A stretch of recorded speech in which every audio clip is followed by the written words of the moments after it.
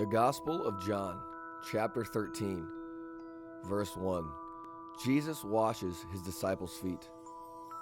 Before the Passover celebration, Jesus knew that his hour had come to leave this world and return to his Father. He had loved his disciples during his ministry on earth, and how he loved them to the very end. It was time for supper, and the devil had already prompted Judas, son of Simon Iscariot, to betray Jesus. Jesus knew that the Father had given him authority over everything, and that he had come from God and would return to God. So he got up from the table, took off his robe, wrapped a towel around his waist, and poured water into a basin.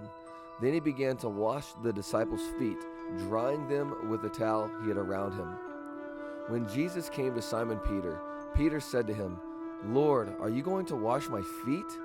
Jesus replied, "You don't understand now what I'm doing, but someday you will." "No," Peter protested, "you will never ever wash my feet." Jesus replied, "Unless I wash you, you won't belong to me." Simon Peter exclaimed, "Then wash my hands and head as well, Lord, not just my feet." Jesus replied, "A person who is bathed all over does not need to wash except for the feet to be entirely clean. And you disciples are clean, but not all of you." For Jesus knew who would betray him. This is what he meant when he said, "Not all of you are clean." After washing their feet, he put on his robe again and sat down and asked, "Do you understand what I was doing? You call me teacher and Lord, and you are right, because that is what I am. And since I, your Lord and teacher, have washed your feet, you ought to wash each other's feet. I have given you an example to follow. Do as I have done to you. I tell you the truth, slaves are not greater than their masters, nor is the messenger more important than the one who sends the message. Now that you know these things, God will bless you for doing them." John chapter 13, verse 18. Jesus predicts his betrayal. "I am not saying these things to all of you. I know the ones I have chosen, but this fulfills the scripture that says, 'The one who eats my food has turned against me.' I tell you this beforehand, so that when it happens, you will believe that I am the Messiah.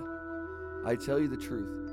Anyone who welcomes my messenger is welcoming me, and anyone who welcomes me is welcoming the Father who sent me." Now Jesus was deeply troubled, and he exclaimed, "I tell you the truth, one of you will betray me." The disciples looked at each other, wondering, whom could he mean? The disciples Jesus loved was sitting next to Jesus at the table. Simon Peter motioned to him to ask, "Who's he talking about?" So the disciple leaned over to Jesus and asked, "Lord, who is it?" Jesus responded, "It's the one to whom I give the bread I dip in the bowl." And when he had dipped it, he gave it to Judas, son of Simon Iscariot.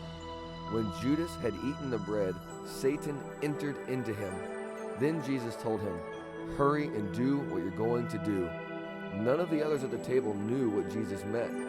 Since Judas was their treasurer, some thought Jesus was telling him to go and pay for the food or to give some money to the poor. So Judas left at once, going out into the night. John chapter 13, verse 31. Jesus predicts Peter's denial. As soon as Judas left the room, Jesus said, "The time has come for the Son of Man to enter into his glory, and God will be glorified because of him. And since God receives glory because of the Son, he will give his own glory to the Son, and he will do so at once. Dear children, I will be with you only a little longer. And as I told the Jewish leaders, you will search for me, but you cannot come where I am going. So now I am giving you a new commandment. Love each other. Just as I have loved you, you should love each other. Your love for one another will prove to the world that you are my disciples." Simon Peter asked, "Lord, where are you going?" And Jesus replied, "You can't go with me now, but you will follow me later."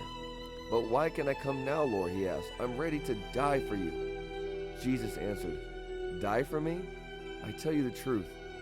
Peter, before the rooster crows tomorrow morning, you will deny me 3 times that you even know me."